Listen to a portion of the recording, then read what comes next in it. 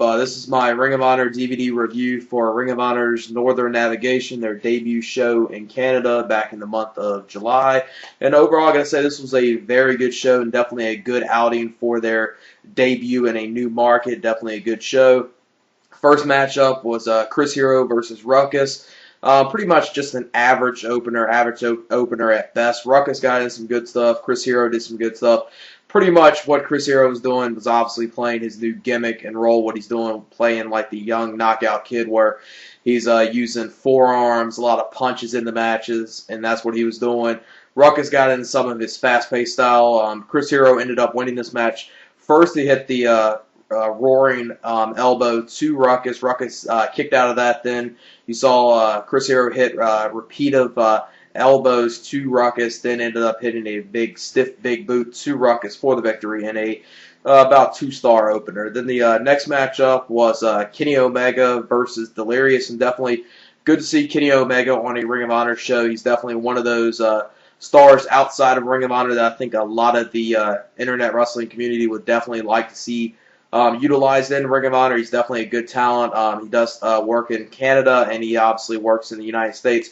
Main company he works in the United States is Jersey All Pro Wrestling and a couple other indie groups as well. Definitely would like to see him in Ring of Honor on a regular full-time basis. Definitely a good outing from him. He definitely got showcased pretty well. Pretty good match between him and Delirious. Good back-and-forth action.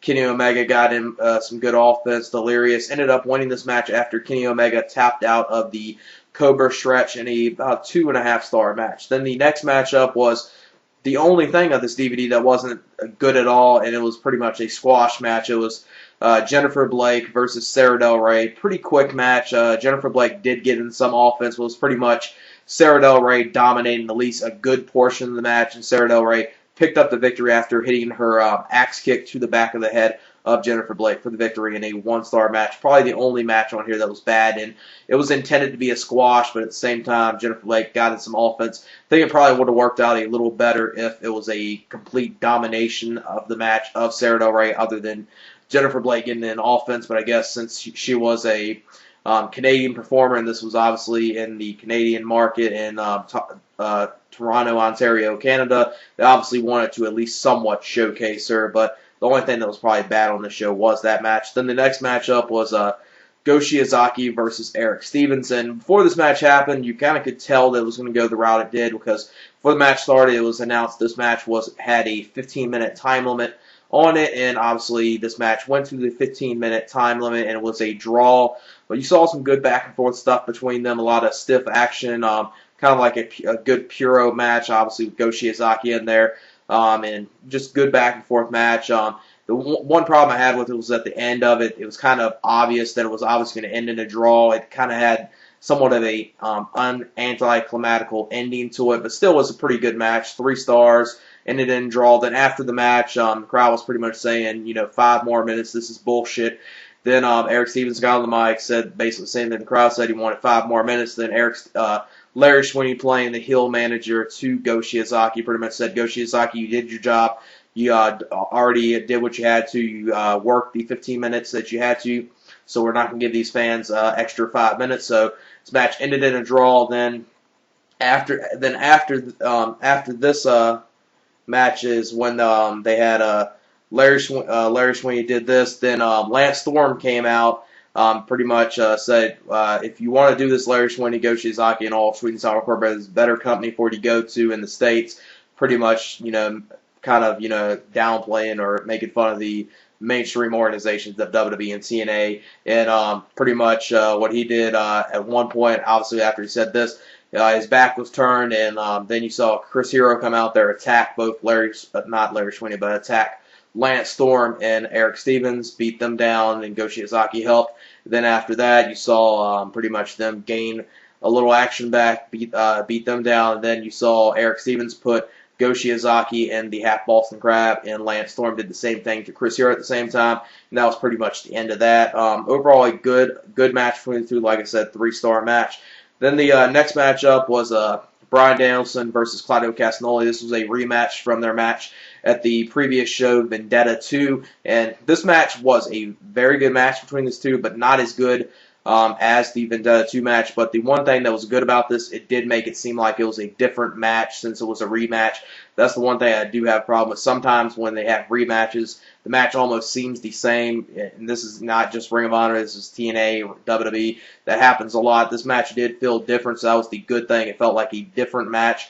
Good technical stuff, good mat wrestling, and Bryan Danielson ends up picking the victory after winning with a backslide in a 3.5-star match. Then the next matchup was Naomichi Marufuji versus Roderick Strong, and this was the first time meeting between these two. These two probably have took on each other in tag team matches, but this was the first time it was actually a one-on-one match, so definitely a good match here like you would expect. A lot of good stuff from Marufuji and Strong. You saw a lot of good variations of the backbreakers from Roderick Strong, a lot of chops from him, a lot of good back and forth action from Marufuji. Just very good match between these two. You already knew they would probably mesh very well, and they did.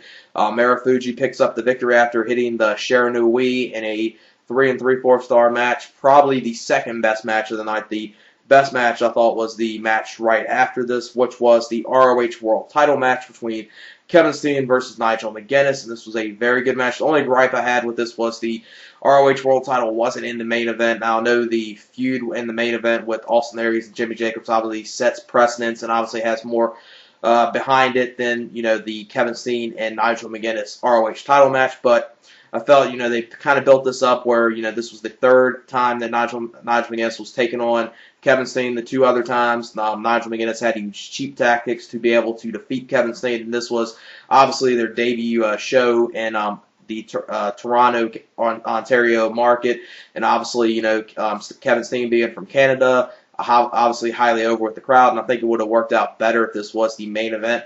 But nonetheless, a very good match. One spot of this match, very sick spot, where they were brawling outside the ring, and Kevin Steen was on about to do a splash. He was on top of one of the barricades. Nigel McGuinness called him and threw him with a body slam into the ring frame. In another portion, you saw Kevin Steen do a flip dive onto the floor. A lot of good back and forth action. You saw Kevin Steen try to put Nigel McGuinness in the sharpshooter a lot of times. Saw a lot of good lariats from Nigel McGuinness. Just a very good match. And out of the 3 matches they had, this was their best encounter that they had. And Nigel McGuinness picks up the victory after hitting the top rope lariat. And definitely out of all the times, this was the one time that it looked like Nigel McGuinness might have lost the title to Kevin Steen. Definitely built it up where he felt like a good contender for the world title. 3 3/4 stars, easily the best match of the night. Then the main event was a tag team match, grudge match, with Austin Aries and Jay Briscoe teaming up versus the Age of the Fall of Jimmy Jacobs and Tyler Black. And this match, a lot of stuff happened, a lot of brawling. This was a non-title match, no DQ rules. Saw a lot of brawling outside the ring into the crowd. And this pretty much ended up turning into, I guess, somewhat of an impromptu 6-man. They had Necro Butcher come out there at one point, so then it turned into a 3-on-2 handicap match. And you saw Mark Briscoe make his return, then turned to a 6-man. Then at one point, Necro Butcher took Mark Briscoe out of the match when when them two were brawling on the ring apron. There was a table on the floor, and Necro Butcher did a bulldog through the table to Mark Briscoe. Mark Briscoe was taken out of the match, so then it was a handicap match. Then what they did later on in the match, where they were doing the running storyline or angle with Necro Butcher, like what's his allegiance? Is he actually going to still fall for what Jimmy Jacobs is doing? Is he going to play into the mind games that Austin Aries is playing? And he just walked out to the back, and this obviously led to something further down the line in upcoming shows. And this match ends with the Doomsday Device from Austin Aries and Jay Briscoe. Before that, Jimmy Jacobs got kicked in the head with the big boot from Austin Aries. Then Austin Aries hit the brainbuster, then went up to the 450. Then after that, Tyler Black blocked it, and then that's when Jay Briscoe caught him in the Doomsday Device, and Austin Aries hit the Doomsday Device. Then after that, Jay Briscoe hit the J Driller for the victory. So Austin Aries and Jay Briscoe pick up the victory in about a 3 1/4 star match. Good main event, got a lot of good storyline development with the whole Necro Butcher thing, what's his allegiance, and at the same time you saw a pretty good brawl, a lot of good street fight type match in it.